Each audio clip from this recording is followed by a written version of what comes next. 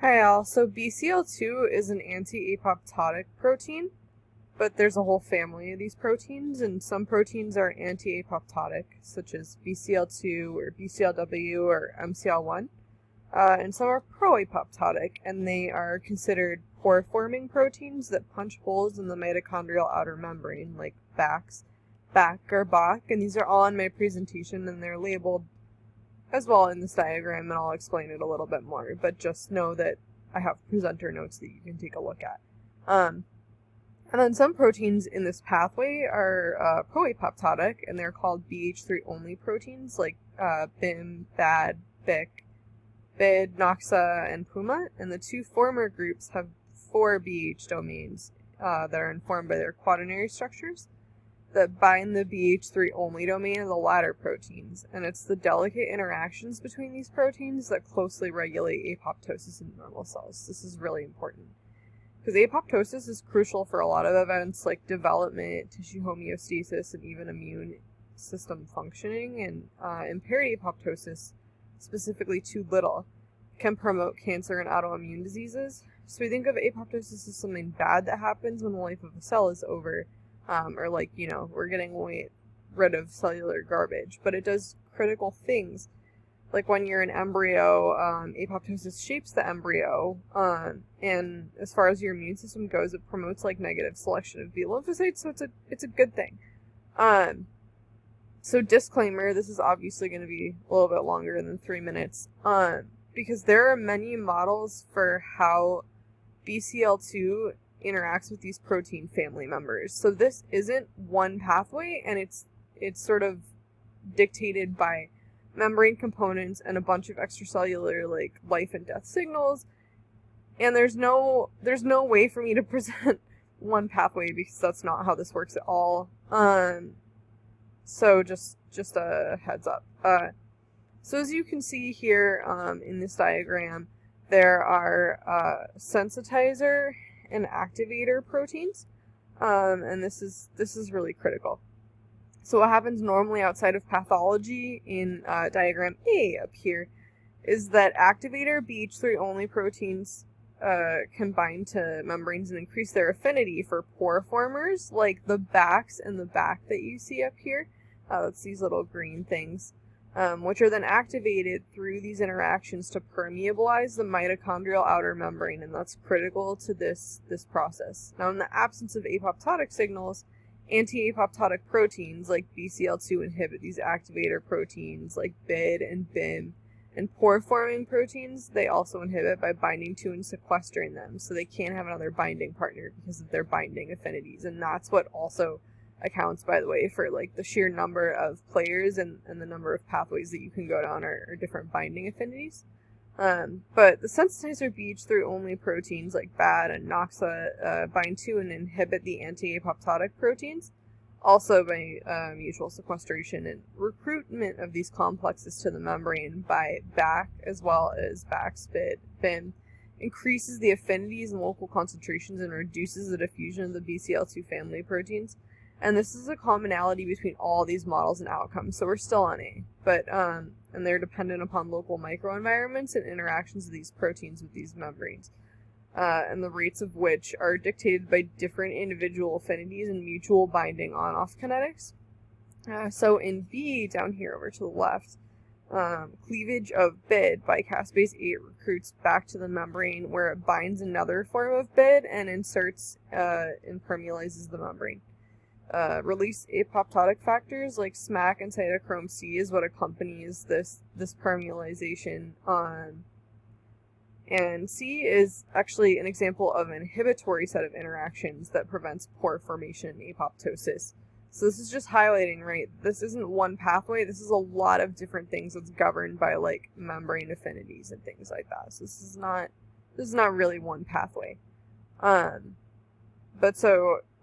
This prevents pore formation and apoptosis, where in this truncated form of BID, I said there was another form, it's truncated, is cleaved by another caspase and can recruit another member of the BCL family, the BCLXL, which inhibits apoptosis by binding with BACs and truncated BID. And then in D and E, BAD inhibits BCLXL by pore formation and apoptosis, So whether BCL2 is bound to TVET and results in pore formation, or like even which BCL family member is involved, depends upon its higher affinity for this truncated bit than for this active BAX that's already constitutively inserted in the membrane, which illustrates how membrane protein participants and composition can result in different outcomes even when involving the same players. And their end result is that this releases signals into the cytosol, which stimulates apoptosis, particularly cytochrome C. And these factors will then promote the activation of apical caspase 9, and then that apical caspase 9 will in turn process and activate effector caspases, initiating this caspase cascade that kills the cell. And this is just one model, so we're talking about the mitochondrial outer membrane permeability, but there's like other models of apoptosis, so hence why this is kind of a longer presentation, because this is a really complicated process. Reflecting on the complicated nature of BCL2 responses, there are a lot of ways in which this pathway becomes oncogenic. It's not reliant on BCL2 alone. My presenter notes say not usually, but it's not enough. That's demonstrated in the literature. Deletion of BCL2 is embryonic lethal, but chromosomal translocations of this gene are commonly seen in several lymphomas. In addition, overexpression as a result of BCL2 amplification has been demonstrated in non-Hodgkin's lymphomas and small cell lung cancers, specifically breakpoints in chromosomes 14 and 18 and translocations of these chromosomes. Are associated with majority of follicular lymphomas, as well as a sizable portion, about 30%. That's not in my notes, you just have to remember that, but it's about 30% of diffuse large B-cell lymphomas. Somatic hypermutations in BCL2 can actually lead to further dysregulation and can also promote point mutations in the coding region of BCL2. It's important to note that oncogenesis usually requires disruptions in downstream pore-forming components like BAX and BAC. I mean, it does, it's not usually. Like, these things, there have to be other issues with the pathway. In order to promote oncogenesis, there are many BCL2 family members with redundant or pseudo-redundant roles in promoting mitochondrial outer membrane perforation. Other contributing mechanisms are deletion of endogenous microRNAs that normally repress BCL2.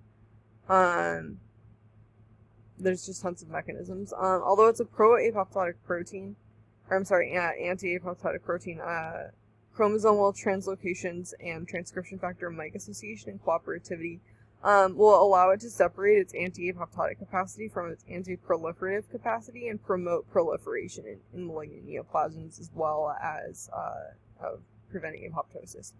And chromosomal translocation may also result in gene fusion events, which accounts in part for like the BCL2 overexpression that you see, in addition to duplication events. So there are a lot of issues going on here.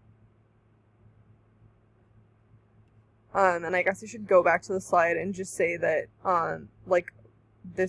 we discussed BCL2 in terms of lymphomas, but it's involved in like neuroblastomas. It's found mutated in neuroblastomas, small cell lung carcinomas, tons and tons of cancers. And as far as a paper that illustrates this was a little tough, but I think this paper, even though it's a little older, does a good job of illustrating a point, which is, we're going to focus on that 1418 translocation. And if you go to the left here, you see that T1418 standing for that translocation. And these below are just cell lines.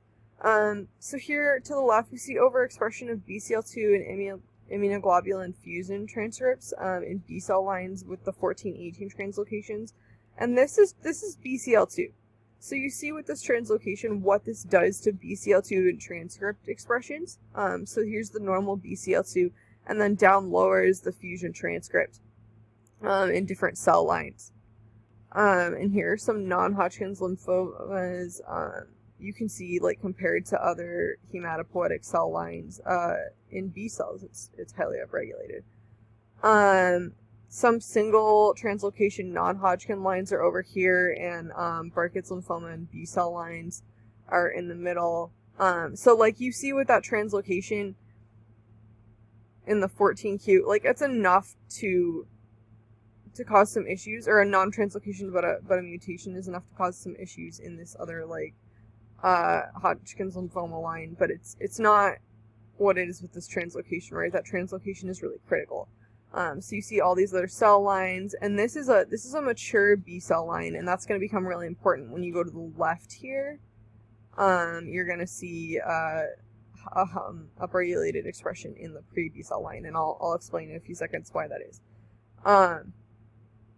So you see some Ebv cell lines, and these can behave similarly to mutated BCL2 lines, even though you don't see upregulated BCL2 here. That's really important. So it occurs by another mechanism. But this is just illustrating basically what this translocation does to BCL2 expression. So, you know, to simplify this, this is an anti-apoptotic protein. And when you upregulate this expression, when you duplicate this gene, when you undergo gene fusion events as a result of chromosomal translocation, like, this is going to happen. You're going to see upregulated BCL2, and that's going to sort of prevent the cells from apoptosing. And like I said, like, you're able to separate that from its anti-proliferative activity due to these chromosomal breakage points, which also accounts for, like, some of the survival mechanisms downstream. And the pre-B line over here on the right, I like this paper because this is just reflecting the stage at which BCL2 is normally expressed prior to VDJ rearrangement. And this is not exactly in this paper, it's in another paper that I put in my sources, but while the cell is still a pre-B cell, prior to clonal expansion, although that's independent of VDJ rearrangement, you see that this is where this is normally expressed. And that makes sense, right? Because, like, if you want clonal expansion, you're not going to want a cell apoptosing. So, like I said, this isn't a bad thing, but in malignant neoplasms, it's a huge problem in pre-B cells and immature B cells.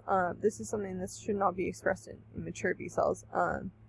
And this VDJ rearrangement, if you recall, like, because this is a B cell, right? This is a cell that has immunoglobulin chains to recognize antigen. That process of that VDJ rearrangement within the cell that gives you your light and your heavy chains, actually, that's the basis for this this chromosomal translocation and these breakage points that facilitate the translocation. So there's a molecular basis here that's not, instructions were to choose one paper, and I thought this most clearly illustrated the relationship between B cell lines translocations and BCL2 expression and fusion transcript expression. But there's this other, like, sort of really cool paper, or a few really cool papers that highlight how this process happens, and it's a product of VDJ rearrangement. So that's pretty cool. And then here are my sources, and like I said, I'll upload this PowerPoint because I use a lot of acronyms, and I feel like presenter notes are going to be really helpful.